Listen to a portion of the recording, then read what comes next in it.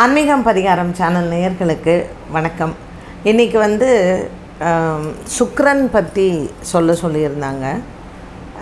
அதாவது சுக்கிரதசை இல்லாட்டா கூட நம்ம என்ன மாதிரியான பரிகாரங்கள் செய்யலாம் அப்படின்னு. ஸோ பேசிக்கலி இந்த கொஸ்டினுக்கு அவங்க என்ன கேட்ட வராங்க அப்படின்னு பார்த்திங்கன்னா, சுக்கிரனினுடைய யோகம் நமக்கு வருவதற்கு நாம் என்ன பண்ணணும். ஸோ ஜாதகத்தில் சுக்கிரனை சொல்லும் பொழுது அது சுப கிரகம் கிடையாது, அவர் அசுப கிரகம்தான்.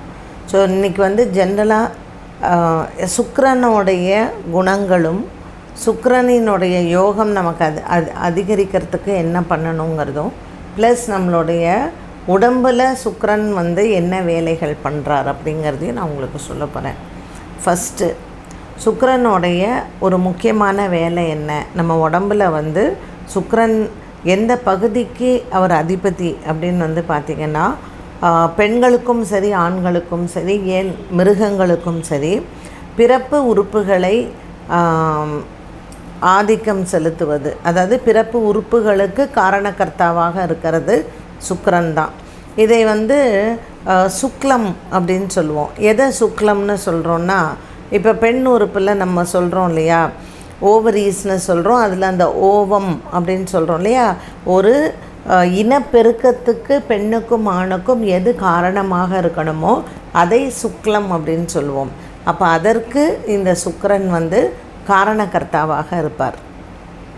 ஒரு பெண்ணுக்கு ஒரு கர்ப்பப்பை நல்லா இருக்குது, எல்லாமே நல்லா இருக்கு, ஆனால் ஓவியுலேஷன் ப்ராப்பராக இல்லை, அவளுக்கு அந்த சினை முட்டைகள் சரியாக அதனுடைய உற்பத்தி இல்லை அப்படின்னா அதுக்கு சுக்கிரன் தான் காரணம். அந்த ஜாதகத்தை நீங்கள் பார்த்தாலே தெரியும், அதில் சுக்கிரன் ப்ராப்ளமேட்டிக்காக இருக்கும். ஆணுக்கு பார்த்திங்கன்னா அவங்க விந்து அணுக்கள் இது நல்லா ஆரோக்கியமாக இருக்கிறதுக்கு, இப்போ ஒரு சில ஜாதகங்கள் பார்க்கும்போதே நமக்கு தெரியும் விந்தணுக்கள் நிறைய இருந்தும் கூட, ஆனால் அது எல்லாமே இறந்த டெட் செல்ஸாக இருக்கும். அது அந்த அணுக்களுக்கு ஒரு உயிர் இருந்து ஒரு உயிரை கொடுக்கக்கூடிய சக்தி இருக்காது. அப்போது விந்தணுக்கள் இருந்தாலும் அது பிரயோஜனம் இல்லாமல் இருக்கும். இது நிறைய பேருக்கு ஆண்களுக்கு இருக்கக்கூடிய ஒரு பிரச்சனை. ஸோ ஒரு குழந்தை பிறப்புக்கு ஒரு இனப்பெருக்கத்திற்கு சுக்கிரன் முக்கிய காரணக்கர்த்தாவாக அமைகிறார். ரெண்டாவது, இந்த சுக்கிரன் ஜாதகத்தினுடைய அமைப்பில் எப்படி இருந்தால் நமக்கு நல்லாயிருக்கும் அப்படின்னு பார்த்திங்கன்னா, ஒரு மனிதனுக்கு வாழ்க்கையில் ஒழுக்கத்தை சொல்லி கொடுப்பது சுக்கிரன். எப்படி வாழணும், ஒரு காமம் எவ்வளோ தூரம் இருக்கணும், ஒரு காதல் எவ்வளோ தூரம் இருக்கணும். இப்போது ஒரு சில ஆண்களாக இருக்கட்டும் பெண்களாக இருக்கட்டும், ஒரு சிலர் என்ன பண்ணுவாங்கன்னா, உலகத்தில் இருக்கிற எல்லாத்தையும் களவும் கற்று மற அப்படிங்கிற மாதிரி ஆல்கஹாலில் அது விஸ்கியாக இருக்கட்டும், பிராண்டியாக இருக்கட்டும், பியராக இருக்கட்டும், வோட்காவாக இருக்கட்டும், ரம்மாக இருக்கட்டும், எனி ட்ரிங்க் நம்ம சும்மா டேஸ்ட் பண்ணிவிட்டு அது எப்படி இருக்குதுன்னு பார்க்கலான்னு விட்டுடலான் இருப்பாங்க. அதே மாதிரி தான் சிகரெட். இந்த பழக்கங்களுக்கெல்லாம் சுக்கிரன் காரணமாக இருக்கும். இப்போ பெண்களுக்கும் சரி ஆண்களுக்கும் சரி இது பொது. பட் ஒரு சிலர் அதில் அடிமையாகிடுறாங்க இல்லையா, ஒரு ட்ரக் அடிக்ட் ஆகிறது, இது இல்லைன்னா எனக்கு இல்லை அப்படின்னு. இப்போது நமக்கெல்லாம் ஒரு காமனாக ட்ரக்ஸ் அப்படிங்கிற ஒரு வார்த்தை தான் தெரியும், பட் அதுலேயே எத்தனையோ விதங்கள் சொல்கிறாங்க, இது நமக்கு தெரியல. ஏன் நீங்கள் உங்கள் வீட்டில் அந்த காலத்துல எல்லாம் தாத்தாமார்கள்லாம் பார்த்திங்கன்னா மூக்குப்பொடி போடுவாங்க. அந்த மூக்குப்பொடி இன்றைக்கி எத்தனை பேர் அது போடுறாங்கங்கிறது எனக்கு தெரியல. பிகாஸ் நான் இப்போ யாரும் நான் பார்க்கலை, பட் எங்கள் தாத்தாலாம் போட்டிருக்காரு, மூக்குப்பொடி போடுவாங்க. அப்போ அந்த டொபாக்கோ அந்த ஏதோ ஒன்று நம்மளுடைய வாழ்க்கையில் நம்ம ஒரு விஷயத்துக்கு அடிமையாக இருக்கும். அது மதுவாக இருக்கலாம், மாதுவாக இருக்கலாம், ஏதோ ஒரு பழக்கத்திற்கு இது எல்லாத்துக்கும் சுக்கிரன் காரணமாக இருப்பார். அப்போது வாழ்க்கையில் ஒரு மொராலிட்டி, நான் இப்படி தான்ப்பா இப்போ கேட்பாங்க தெரியுமா, எந்த விதமான கெட்ட பழக்கமும் இல்லாத ரொம்ப ஒரு நல்ல பையன், ஒரு நல்ல பொண்ணு அப்படிலாம் சொல்கிறாங்க இல்லையா. அப்போ இன்றைக்கி காலகட்டத்தில் இந்த பப்புக்கு போய் பெண்கள் தண்ணி அடிக்கிறதும், ஏன்னா ஒரு சில அம்மாமார்கள், பையனுடைய அம்மாமார்கள் என்கிட்ட ஜாதகம் கல்யாணம் ஏன் ஆலைன்னு கேட்க வரும்போது அப்போ சொல்லுவாங்க, ஐயோ மேடம் அந்த பொண்ணெல்லாம் சொல்லுது, நான் பப்புக்கு போவேன், நான் சோஷியலைஸ் பண்ணுவேன், நீ பண்ணுவியான்னு என் பையனை கேட்குது, என் பையனுக்கு இந்த பழக்கமே இல்லை அப்படின்னு சொல்லி வருத்தப்படுவாங்க. டுடே இன்னைக்கு இருக்கக்கூடிய உலகம் எப்படி இருக்குன்னா, எதுவுமே தப்பு இல்லை, எதுவுமே லிவிங் டுகெதராக தப்பு இல்லை. கல்யாணத்துக்கு முன்னாடியே குழந்தை பெற்றுண்டு அப்புறம் கல்யாணம் பண்ணிக்கிறது அது தப்பில்லை. ஒரு மொராலிட்டி இல்லாமல் இருக்குது. இது அதிகரிச்சு அப்போ ஏன் அப்படிங்கிற ஒரு கேள்வி நமக்கு வரும் இல்லையா? ஏன்னா சுக்கிரன் என்னென்னா ஒரு பூமியை சுற்றுவதற்கு 244 நாட்கள் எடுத்துக்கும் சுக்கிரன். இப்போது நம்ம விஞ்ஞானிகள் அஸ்ட்ரானமர்ஸ் என்ன சொல்கிறாங்கன்னா, அதாவது ஏர்த்துக்கு ரொம்ப அருகாமையில் இந்த சுக்கிரன் வருது. இந்த பிளானட்டோடைய அந்த கேப்பு பூமிக்கும் வீனஸ் சுக்கிரனுக்கும் இருக்கக்கூடிய கேப் ரொம்ப கம்மியாக இருக்கும் பொழுது மக்களினுடைய மனதில் அந்த காமம் அதிகமாக இருக்கும். ஒரு மொராலிட்டி அப்படிங்கிறது இன்றைக்கி இது சுக்கிரனினால் ஏற்படுவது தான்.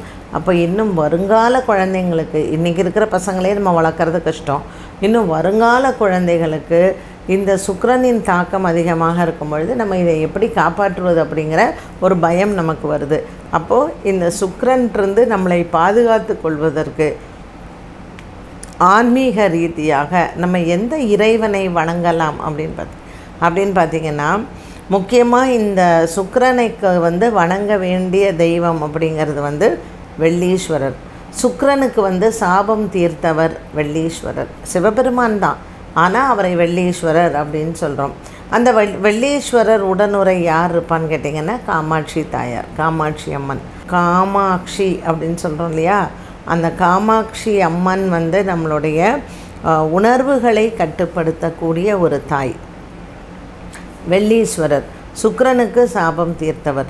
அதனால் வெள்ளீஸ்வரர், காமாட்சி உடனுரை இருக்கக்கூடிய வெள்ளீஸ்வரரை நாம் வணங்கும் பொழுது நமக்கு சுக்கிரனின் சாபம் தீருகிறது. இந்த சுக்கிரேஸ்வரர் அப்படிங்கிறவரும் சுக்கிரனுக்கு அதிபதி. இந்த சுக்கிரேஸ்வரர் அவருக்கும் நம்ம வெள்ளிக்கிழமையில் தீபம் ஏற்றி வழிபாடுகள் செய்யலாம்.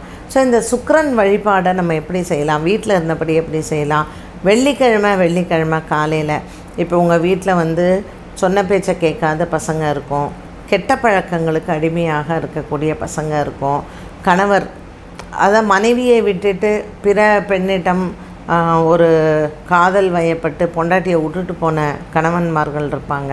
இந்த மாதிரி இருக்கிறதுக்கு வெள்ளிக்கிழமை காலையில் 6 to 7 இது சுக்கிரஹோரை, இல்லைன்னா ஈவினிங் 8 to 9 இதுவும் சுக்கிரஹோரை தான். இந்த சுக்கிரஹோரையில் நவகிரகத்தில் இருக்கக்கூடிய சுக்கிரனுக்கு 6 விளக்கு, நெய் விளக்கு ஏற்றி மொச்சை தானம் பண்ணுறது நல்லது. அன்றைக்கி என்னால் ஒன்றும் முடியலைன்னா வெள்ளை நிறத்தில் பசுமாடு இருக்கும் இல்லையா, அந்த பசுமாட்டுக்கு மொச்சை நீங்கள் தானம் பண்ணுறது நல்லது. இல்லைன்னா நீங்கள் வீட்டிலையே மொச்சையை சுண்டலாக செய்து சாயங்காலம் 8 to 9 6 விளக்கு வீட்டில் நெய் விளக்கேற்றி சுக்கிர பகவானை மனசில் பிரார்த்தனை பண்ணி அந்த மொச்சையை நெய்வேத்தியம் பண்ணுங்கள். இது எல்லாமே சுக்கிரனுக்கு உண்டானது தான். சுக்கிரனை பற்றி பேசணும்னா ஏராளமாக பேசலாம். ஒரு ஃபைப்ராய்ட்ஸ் வர்றது, ஒரு கர்ப்பப்பை ஒரு குழந்தை எப்பொழுதுமே அபார்ஷன் ஆகுது, கர்ப்பச்சிதைவு ஏற்படுவது, இது எல்லாத்துக்குமே சுக்கிரன் தான் காரணமாக இருக்கிறாரு. அதனால் வெள்ளிக்கிழமையில் சுக்கிரஹோரையில் சுக்கிரனுடைய காயத்ரியை சொல்லி, சுக்கிரனினுடைய மூலமந்திரத்தை சொல்லி சுக்கிர பகவானை வணங்கினால் நமக்கு இந்த சுக்கிரன் தோஷம் விலகும் அப்படிங்கிறது உண்மை. நீங்கள் கஞ்சனூர் போகலாம். இந்த நவகிரக ஸ்தலத்தில் கஞ்சனூர் அப்படிங்கிறது தான் சுக்கிரன் ஸ்தலம். வெள்ளிக்கிழமை ஏதாவது ஒரு வெள்ளிக்கிழமை போய் கஞ்சனூரில் சுக்கிரனை பிரார்த்தனை பண்ணிட்டு வந்தாலும் நமக்கு நன்மைகள் நடக்கும். என்ன நேயர்களே, இன்று இந்த சுக்கிரனை பற்றி பேச சொன்ன ஸ்ரீவித்யாவுக்கு ரொம்ப தேங்க்ஸ் சொல்லணும். ஏன்னா கிரகங்களை பற்றி நீங்கள் தெரிஞ்சுக்கணும். இந்த கிரகங்களை பற்றி ஒன்றுமே தெரியாமல், ஏன்னா எனக்கு என்ன சம்டைம்ஸ் ரொம்ப கஷ்டமாக இருக்குன்னா, இந்த சில கிளைண்ட்ஸ் என்கிட்ட சொல்லுவாங்க, அந்த ஜோசியர் இப்படி சொன்னாங்க, எப்படி அப்படி சொல்கிறாங்கன்னு எனக்கு தெரியாது, எனக்கு ரொம்ப கஷ்டமாக இருக்கும். எப்படி ஒரு நாலேஜே இல்லாமல் ஒரு அறகுறையாக அவங்கள பயமுடுத்தி நீங்கள் நம்ம எஜுகேட் பண்ணலாம். எல்லாருக்குமே தெரிஞ்சுக்கணும், ஒரு கிரகம் என்ன செய்யும் அப்படிங்கிறத தெரிஞ்சுக்கலாம். ஜோசியம் கிரகங்களை பற்றி கற்றுக்கிறதுங்கிறது வேறு, பலன்கள் சொல்கிறதுங்கிறது வேறு. வாக்குப்பலிதம் இருந்தால் மட்டுமே பலன்கள் சொல்ல முடியும். வாக்குப்பலிதம்ங்கிறது எல்லாருக்கும் வராது. அதனால் நிறைய பேர் பயப்படுவாங்க ஜோசியம் சொல்லி கொடுக்குறதுக்கே. நம்மளோட பெரிய ஆளாயிட்டா என்ன பண்ணுறதுன்னு எல்லாருமே கற்றுக்கணும்.